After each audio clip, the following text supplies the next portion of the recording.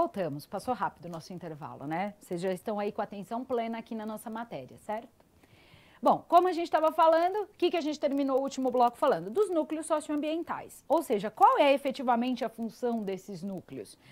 Então, é buscar medidas, né? Vão ser um grupo de funcionários, um conjunto de funcionários que vão ser destinados ali como um núcleo socioambiental, e o objetivo deles vai ser estudar medidas, desenvolver ali no dia a dia formas de buscar o desenvolvimento sustentável no dia a dia do trabalho da justiça eleitoral. Então, de forma que se busque comprar, como eu disse para vocês, determinados produtos que sejam de matéria sustentável, até mais ou menos, vamos pensar, trabalhar junto com as cooperativas, que muitas vezes ali tem um trabalho bastante focado na questão ambiental, fazer a reciclagem do papel ou buscar cooperativas ou parcerias com outras empresas, com ONGs que façam essa reciclagem do papel, buscar meios de economizar energia elétrica, né? Então existem alguns tribunais, por exemplo, que já têm até promovido o home office, que os funcionários possam trabalhar em casa, até para ter ali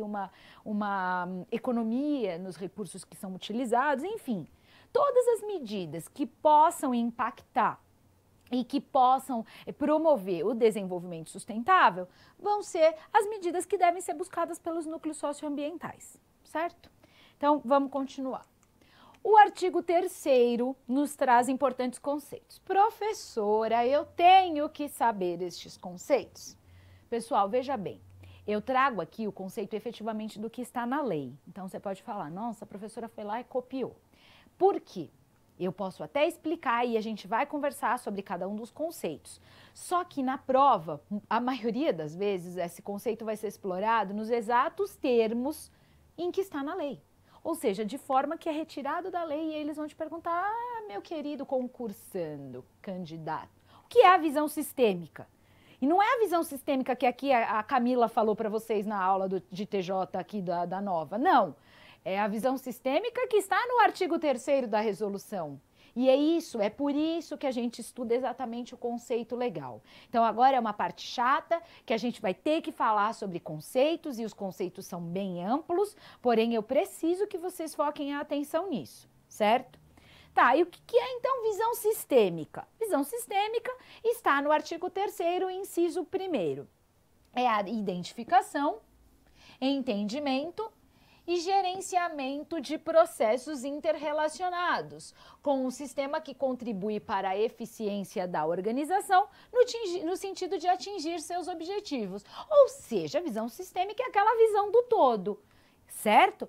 Que por esses núcleos socioambientais vão ter que ter uma visão do todo, de todo o trabalho, de todos os problemas, de tudo que está envolvido ali no dia a dia da justiça eleitoral, dos tribunais eleitorais, de forma que se atinja o objetivo do núcleo socioambiental, certo? Então, a visão sistêmica nada mais é do que isso, do que visualizar, identificar, gerenciar todo o funcionamento do órgão. É uma visão do todo, certo? Legal, superamos o primeiro conceito.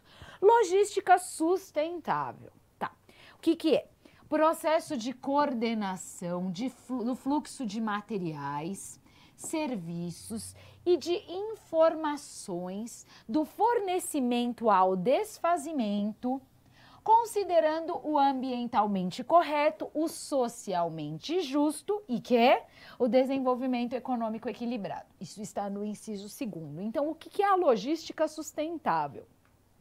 É toda a forma com que se vai lidar ali com os materiais de trabalho, com os serviços dos funcionários, com as informações, desde a forma que vai ser feito até a forma que vai ser desfeita. Por exemplo, como vai ser feito ali o lixo, como que vai ser feito ali o desfazimento dos materiais, né, dos materiais de trabalho, como que vai ser feita ali a questão do trabalho, desde o seu começo até o seu final, enfim. É toda uma conjunção também dos fatores, buscando, é lógico, o nosso objetivo maior, que é o quê?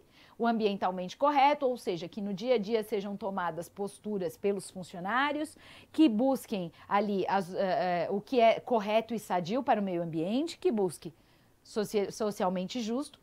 Não falamos no princípio da equidade social, de buscar ali que na sociedade todos sejam vistos de forma igual? E por último, o desenvolvimento econômico equilibrado. Ou seja, a logística sustentável é toda a forma ali que se vai buscar o desenvolvimento sustentável que a gente busca, certo? Critérios de sustentabilidade. Métodos utilizados para avaliação e comparação de bens, materiais ou serviços. Opa, nossa canetinha aqui dando trotinho na professora. Vocês não liguem que essa caneta sempre dá um trote na professora. Vamos ver se ela voltou. Voltou, isso mesmo. Então, critérios de sustentabilidade são os métodos utilizados para avaliação, comparação de bens, materiais ou serviços em função do seu impacto ambiental, social e econômico. Isso está no inciso 3º. Então, os critérios de sustentabilidade, eles vão avaliar ali qual é o melhor material a ser comprado, como se fazer ali com a questão dos bens, do descarte do que foi utilizado, certo? Então, são todos os métodos que vão ser utilizados, especialmente aqui em relação a qual, por exemplo, vamos fazer uma compra de bens, eu ia falar compra de embalagens, e falar assim, compragem. Uma compra de bens, de copos, né, copos descartáveis, para serem utilizados lá no fórum. Tá bom, e como que a gente vai fazer isso? Ah, mas o copo do fornecedor tal, ele é melhor por isso, mas o do ciclano de tal usa material descartável. Bom, então vai ser aqui, por meio dos critérios de sustentabilidade, que vai se avaliar qual é o melhor bem, qual é o melhor material para ser utilizado ali naquele dia a dia, certo? Práticas de sustentabilidade, ações que tenham como objetivo a construção de um novo modelo de cultura institucional, visando a inserção de critérios de sustentabilidade nas atividades da Justiça Eleitoral. Inciso 4º. As práticas de sustentabilidade, portanto, são as medidas que efetivamente vão ser tomadas ali no dia a dia pelos funcionários, pelos juízes, pelos terceirizados que prestem serviços lá, de repente na parte de limpeza, de segurança, enfim, é uma nova ideia que deve ser colocada para todos para pensar como buscar um ambiente mais saudável? Como a gente pode proteger o meio ambiente aqui no nosso dia a dia? Será que ao invés de utilizar um copo de plástico, a gente utilizando um copo de vidro? Como que vai ser feito ali? A gente vai jogar onde ali todo o papel? Será que a gente não deveria tentar reciclar? Peticionamento eletrônico, os processos eletrônicos, será que eles não são ambientalmente melhores porque eles não precisam do papel? Eles não precisam da celulose que vem da árvore, que causa todo o déficit, toda a dificuldade ali em relação ao meio ambiente. Então, as práticas de sustentabilidade são as mudanças de pensamento, certo? São os meios, uma nova educação que a gente vai receber. Muitas vezes a gente não aprendeu isso porque não fazia parte da nossa cultura, preservar o meio ambiente ou buscar meios ali que protegessem as nossas árvores, as nossas florestas, o nosso solo. A gente não se preocupou com a questão do lixo e aí hoje a gente vive uma situação bem difícil, certo? Então, as práticas de sustentabilidade buscam isso, essa mudança de paradigmas, né? Práticas de racionalização são as ações que tenham como objetivo a melhoria da qualidade de gasto público e o aperfeiçoamento contínuo na gestão dos processos de trabalho. Então, as práticas de racionalização, elas vão buscar exatamente isso que a gente vem falando, como melhorar aí essa questão da prestação dos serviços e do que vai ser utilizado, como ali ter uma economia, porque também estamos em período de crise. Então, toda a economia de gastos é muito mais do que bem-vinda, ela é necessária para quê? Para que os tribunais não parem de funcionar. Então, as práticas de racionalização, elas vão buscar isso, uma melhoria na qualidade do gasto público e o aperfeiçoamento, ou seja, como melhorar o trabalho sem gastar mais, certo? E vem mais conceitos por aí, coleta seletiva. Coleta de resíduos sólidos previamente separados, conforme sua constituição ou composição com destinação ambientalmente adequada. Isso está no artigo 3º, inciso 6º, ou seja, a coleta seletiva é aquela que a gente já conhece e que deveríamos estar praticando no nosso dia a dia já, na nossa casa, no nosso trabalho, em todos os lugares, assim como no fórum, para quem trabalha na Justiça Eleitoral. Então, é a separação do lixo. o que é orgânico com o que não é orgânico, com o que é reciclado. E dentre os materiais recicláveis, o vidro, o papel, o plástico, cada um deles tem um tempo de decomposição. Enfim, são coisas que a gente precisa mudar a mentalidade e que estão aqui na resolução para que façam parte do dia a dia dos funcionários ali da Justiça Eleitoral, certo? Coleta seletiva solidária, coleta de resíduos recicláveis descartados, separados na fonte geradora, para destinação às associações e cooperativas de catadores de materiais recicláveis. Isso está no inciso 7º. Pessoal, aqui é muito importante, porque a coleta seletiva solidária é a destinação que pode ser feita ali pelo fórum para encaminhamento para as cooperativas, para as associações em que trabalhem pessoas muitas vezes de baixa renda e que só vem nessa oportunidade aí um meio de se sustentar.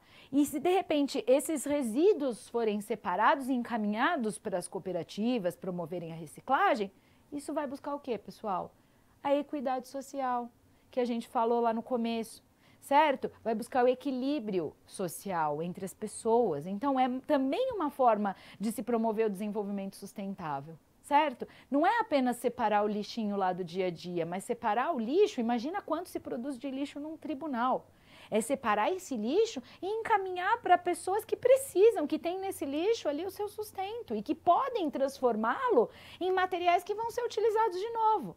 Certo? Então, a coleta seletiva solidária é esse o conceito que nós temos pela resolução. Resíduos recicláveis descartados são os materiais passíveis de retorno ao seu ciclo produtivo, rejeitados pelos órgãos da Justiça Eleitoral. Inciso 8º, ou seja, são aqueles materiais, como eu disse, que podem depois virarem materiais de novo, ou seja, eles podem passar por um processo de transformação que vire materiais novos que possam ser utilizados ali no trabalho, certo? Material de consumo, aqui nos termos da resolução, é todo material que, em razão de sua utilização, perde normalmente sua identidade física ou tem a sua utilização limitada a 2 anos. Isso está no inciso 9º, ou seja, são aqueles materiais que, diferente desses daqui, eles não podem retornar ao ciclo. Por quê? Porque eles perdem a sua natureza, ou seja, eles perdem a sua identidade física, seja de forma imediata ou no prazo do quê? De 2 anos, ou seja, eles terão uma utilização limitada a 2 anos. Então, estes vão ser os materiais considerados materiais de consumo, porque eles foram efetivamente consumidos naquele momento, perderam a sua essência, não podem ser reaproveitados, ou no prazo de 2 anos, vai acontecer isso, de forma imediata ou em 2 anos, certo? Então, nos termos da resolução, isso vão ser os materiais de consumo. Gestão documental. O que é a gestão documental? É o conjunto de procedimentos e operações técnicas para produção, tramitação, uso e avaliação de documentos, com vistas a quê? A sua guarda permanente ou eliminação mediante o uso razoável de critérios de responsabilidade ambiental. Ou seja, né? Isso é muito comum na justiça, nos tribunais, aquele monte de processo que fica por anos ali. Como pode ser feito aquele arquivo? Como podem ser guardadas ou preservadas estas informações que são necessárias para o trabalho, de forma que se busque a responsabilidade ambiental? Então, são questões a se pensar. Pode ser feito de forma eletrônica? Agora a gente tem pendrive, a gente tem HD externo, a gente tem a nuvem lá da internet. Temos N meios de se arquivar dados. Então, será que a gente precisa manter pastas, papéis, caixas, todos aqueles arquivos feitos de forma que não eram tão sustentáveis assim?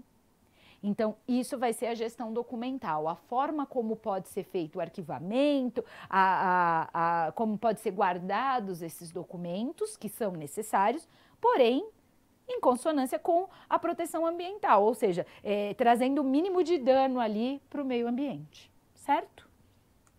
E temos mais conceitos. Inventário físico-financeiro. Sempre que se fala em inventário, né, pessoal, é relacionar. Relacionar se é inventário da pessoa que falece, por exemplo, é a relação dos bens. Nesse caso, o que é um inventário físico-financeiro? O nome parece estranho, mas é exatamente a relação dos materiais que compõem o estoque onde figuram a quantidade física e financeira a descrição e o valor do bem. Isso está no inciso 11, certo? Que mais? Compra compartilhada, contratação para um grupo de participantes previamente estabelecidos, na qual a responsabilidade de condução do processo licitatório e gerenciamento da ata de registro de preços serão de um órgão ou entidade da administração pública federal, com o objetivo do quê? De gerar benefícios econômicos e socioambientais.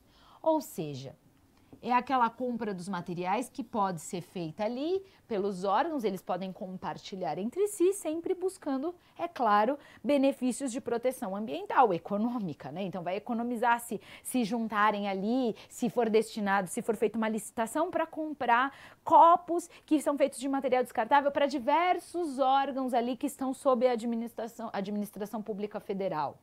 Certo? Então é aí que vai se desenrolar essa compra compartilhada, sempre com o objetivo de buscar benefícios econômicos e socioambientais. Ponto de equilíbrio, o que é? É a quantidade ideal de recursos materiais necessários, isso é muito importante, para a execução das atividades desempenhadas por uma unidade de trabalho sem prejuízo de sua eficiência. Inciso 13. O que é isso, então, pessoal? Bom, vai ser feito ali pelos núcleos socioambientais um estudo, uma verificação de todo o material que é preciso efetivamente. Por quê? Não pode ter desperdício, aquele monte de papel que usou e às vezes nem usou, ou ele amassou e não é mais utilizado. Certo? Aquela luz que fica acesa em ambiente que não está sendo utilizado, aquele computador que fica ligado e também não tem ninguém ali trabalhando. Ou seja, são aquelas pequenas coisas do dia a dia que podem, se revistas, se a gente observar, elas podem levar a uma diminuição dos custos e também o quê? Não vai comprometer a eficiência do trabalho. Certo? Então, em que momento do dia a gente precisa acender a luz ou a gente consegue trabalhar com a luz natural? A gente precisa descartar os papéis que de repente amassaram e não podem ser usados para um documento oficial de um processo, mas ele pode ser utilizado para uma outra coisa. Enfim, é esse ponto de equilíbrio que deve ser feito entre o que efetivamente precisa para não se comprometer o trabalho do que aquilo que pode ser, né, maneirado ali, pode ser economizado e vai acabar trazendo um resultado positivo, né? Vai acabar trazendo uma economia, uma proteção ao meio ambiente, vai precisar comprar menos material, enfim. Corpo funcional. Quando a gente falar de corpo funcional, quem é? De quem estamos falando? São os magistrados, os servidores efetivos sem vínculo, servidores efetivos, os sem vínculo efetivo, que sejam requisitados para determinadas funções, e os estagiários. Isso está no inciso 14, ou seja, são as pessoas que estão ali trabalhando com vínculo direto com o trabalho da Justiça Eleitoral. Os juízes, na figura do que está dizendo ali os magistrados, os servidores efetivos, ou seja, os concursados, que vocês vão ser muito em breve, eu tenho certeza. Os sem vínculo efetivo são aqueles servidores nomeados, que vocês devem estar vendo aí também na parte de direito administrativo, aqueles servidores que eles não são concursados, mas eles estão ali porque foram requisitados para prestar serviços, e os estagiários. Tá bom, mas são só essas pessoas que trabalham no fórum? Não. Quem são as outras pessoas? Força de trabalho auxiliar, que são os funcionários terceirizados, como o pessoal da limpeza, da segurança, da informática, enfim, todo aquele corpo de funcionários que precisa prestar serviços ali, mas que não vai ser o corpo funcional, mas assim vai ser aqui definido como força de trabalho auxiliar. E também os menores aprendizes, que muitas vezes estão ali no fórum realizando o trabalho junto aos cartórios. Então, esses serão a força de trabalho auxiliar. Isso está no inciso 15. Bom, aqui acabaram os conceitos e para eu não me estender e começar a falar de outro assunto, eu vou fazer mais uma pausa nesse bloco, a gente já volta para o último bloco da resolução do TSE. Até daqui a pouco, pessoal.